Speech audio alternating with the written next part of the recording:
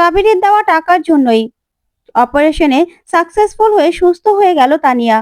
মৌলিকে উচিত শিক্ষা দিয়ে হসপিটাল থেকে বের করে দিল অনিরুদ্ধ। হ্যাঁ বন্ধুরা, এমনটাই দেখা যাবে। তাই সম্পূর্ণ জানতে ভিডিওটিতে লাইক দেওয়া, চ্যানেলটি সাবস্ক্রাইব করে দেখতে থাকুন। গল্পের শুরুতে দেখা যাবে অনিরুদ্ধকে তাপস বলে, দেখো অনিরুদ্ধ, তোর যত টাকা লাগবে সব আমি দেব। আমি তোকে বলছি তো, তুই শুধুমাত্র আমার কথাটা শোন। এই বানি আর ও বানির মেয়েকে তুই ছেড়ে দে। ওদের ছেড়ে তুই আমার সঙ্গে চল। তাহলে তোর সব টাকা আমি দিয়ে দেব। বানির মেয়েও সুস্থ হয়ে যাবে, আর তুইও আমার কাছে চলে গেলি। তখন অনিরুদ্ধ বলে, আসলে মিস্টার চ্যাটার্জি, আপনারা ঠিকই বলেন। আপনার মতোই না আমার বড্ড জেদ। শুনুন, প্রিন্সেস আর বানি আমার ফ্যামিলি। ওদেরকে ছাড়া আমার পক্ষে কোনোভাবেই সম্ভব না। আমার ফ্যামিলিকে আমি যে করেই হোক প্রোটেক্ট করব। আপনি চিন্তা করবেন না। আপনাকে আমাদের কথা ভাবতে হবে না। তাই আপনি আপনি এসব কথা বলতে এখানে আর আসবেন না। তখনই তাপস বলে, তুই আর আমার কথা শুনবে না তো? শুনবে না তো আমার কথা? শোন, আমি ভালো কথাই বলেছিলাম, কিন্তু তুই আমার কথা শুনলি না। তোর এত জেদ যে তুই তোর বাবাকে ফিরিয়ে দিচ্ছিস। আচ্ছা, তাহলে তানিয়ার চিকিৎসার টাকা কোথা থেকে আসবে? এই মেয়েটা এই মেয়েটা তোর জীবনটা পুরো নষ্ট করে দিচ্ছে। তুই বুঝতে পারছিস না। বুঝতে পারছিস না তুই। তখনই বাণী বলে, দেখুন মেসোমশাই, মাথার উপর না ভগবান আছে। ভগবান ঠিক আমার মেয়ের চিকিৎসার টাকা জোগাড় করে দেবে। আপনি চিন্তা করবেন না। আপনাকে এই নিয়ে ভাবতে হবে না। তখনই অনিরুদ্ধ তাপসকে হাত জোড় করে বলে, আপনি এখন আসতে পারেন। তখনই তাপস এই কথা শুনে অবাক হয়। তারপরে চলে যেতে লাগলে অনিরুদ্ধ বলে, দাঁড়ান মিস্টার চ্যাটার্জি। তখনই তাপস দাঁড়িয়ে পড়লেই তখন অনিরুদ্ধ সেই টাকার ব্যাগটাকে হাতে নিয়ে নেয়। তারপরে তাপসকে বলে, নিন আপনার টাকা। আপনার টাকার আমাদের কোনো দরকার নেই। আপনি এখন যেতে পারেন। তখন তাপস চলে গেলে ওইদিকে বাণী অনিরুদ্ধের দিকে তাকিয়ে থাকে। তখনই অনিরুদ্ধর কাছে হসপিটাল থেকে ফোন আসে। তখন অনিরুদ্ধ ফোনটা ধরলে বলে, কি বলছেন ডক্টর? অবস্থা ক্রিটিক্যাল? এই শুনেই চমকে যায় বাণী আর অনিরুদ্ধ। তখন অনিরুদ্ধ বলে, ঠিক আছে, আমরা এখনই আসছি। এই বলে অনিরুদ্ধ আর বাণী বেরিয়ে পড়ে। তারপর অনিরুদ্ধ ডক্টরকে বলে, ডক্টর, কি বলছেন? তখন ডক্টর বলে, হ্যাঁ মিস্টার চ্যাটার্জি, আপনাদের বাচ্চার অবস্থা খুবই ক্রিটিক্যাল। এখনই ৫ লক্ষ টাকার একটা ইনজেকশন লাগবে। আপনাকে এখনই সেটা জোগাড় করতে হবে। আসলে যা কন্ডিশন আছে তাতে ইনফেকশন হয়ে যাওয়ার চান্স আছে। তাই আমরা রিস্কটা নিতে চাইছি না। ইনজেকশনটা দিয়ে দিতে চাইছি। তখন অনিরুদ্ধ বলে, ৫ লক্ষ টাকার ইনজেকশন কি করে জোগাড় করবো এখন? কোথায় পাবো এতগুলো টাকা? ওইদিকে সাথীও কাঁদতে থাকে।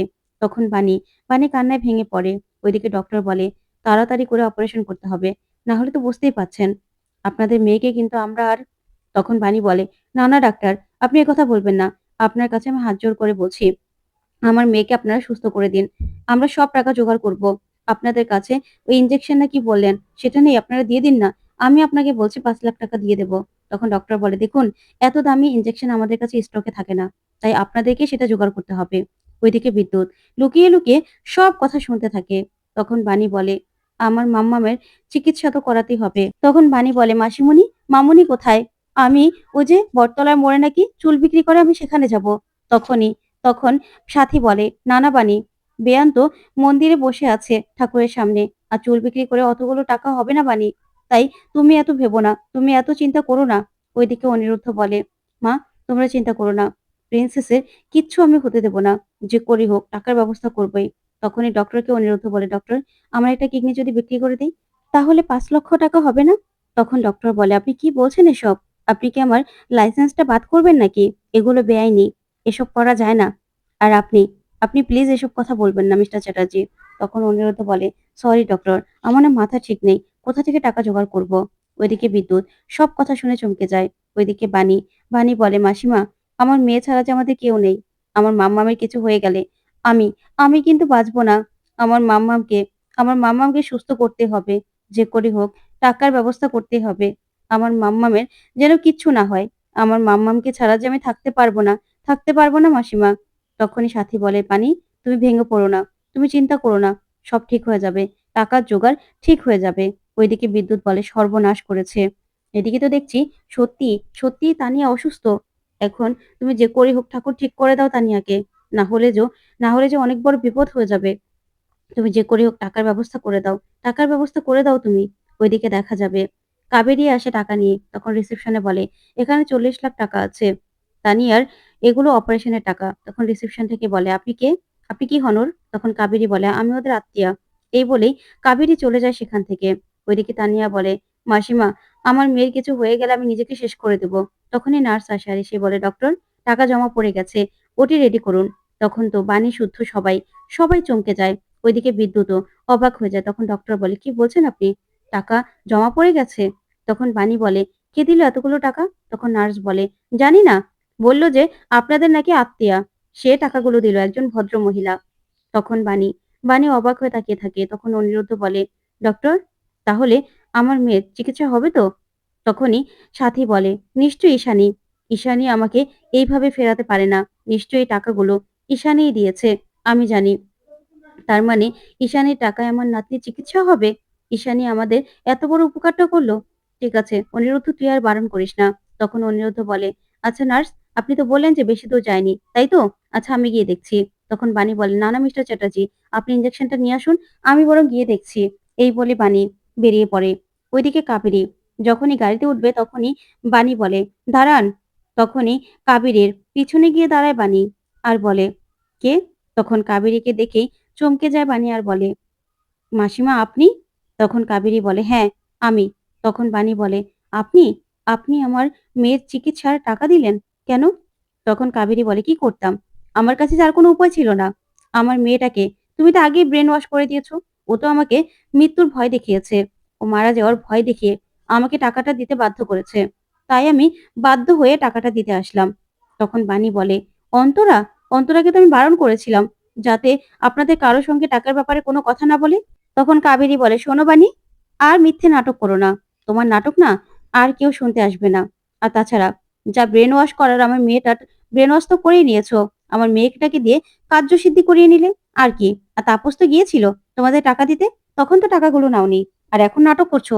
তখন বাণী বলে, হাত জোর করে বলছি মাসিমা, বিশ্বাস করুন। আপনি আমার আমার কথা আপনি বিশ্বাস করবেন না আমি জানি। তবে তবে আপনার কাছে আমি সারা জীবন কৃতজ্ঞ থাকবো। মিস্টার চ্যাটার্জি যেন কিচ্ছু না জানে যে এই টাকাটা আপনি দিয়েছেন। তাহলে মিস্টার চ্যাটার্জি ভেঙে পড়বে। কারণ মিস্টার চ্যাটার্জি ভাববে যার জন্য যার জন্য তার মায়ের সংসার ভেঙে গেছে, যার জন্য সে বাবাকে হারিয়েছে, সে টাকাটা দিল।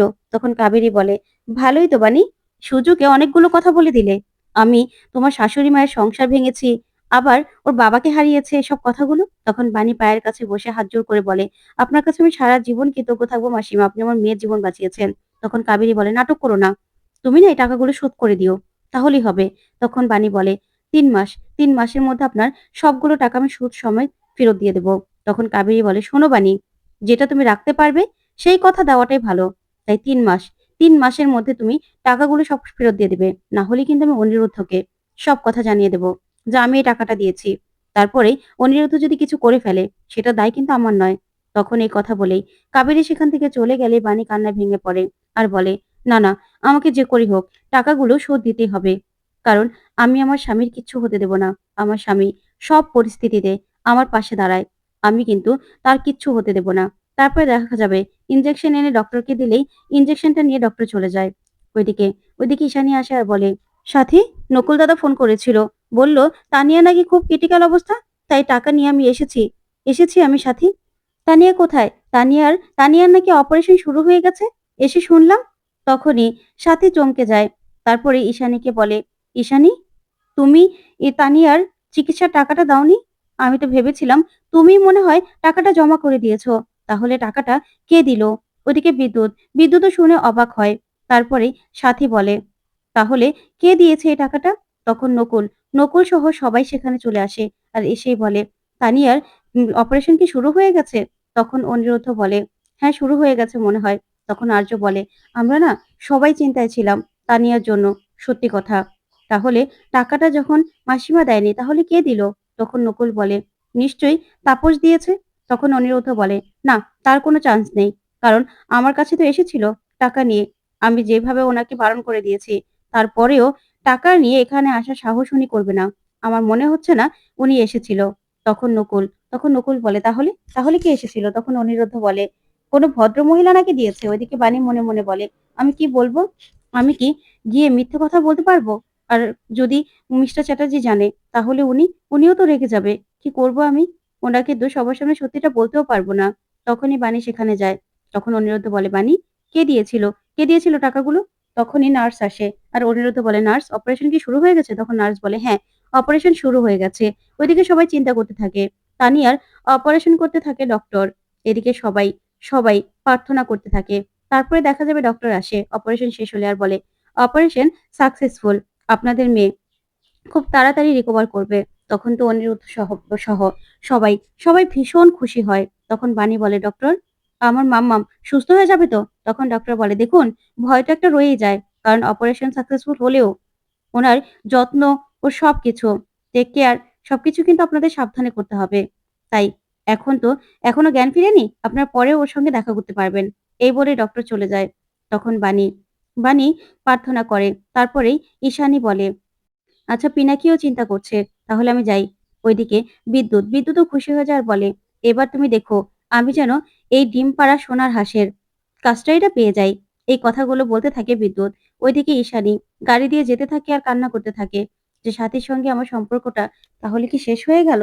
ও এভাবে বলতে পারল যে রয়দের টাকা হয়তোবা লাগবে না। ভগবান এটাই চেয়েছিল।" ওইদিকে মৌলি আসে হসপিটালে আর এসে বলে, "অনিরুদ্ধ?"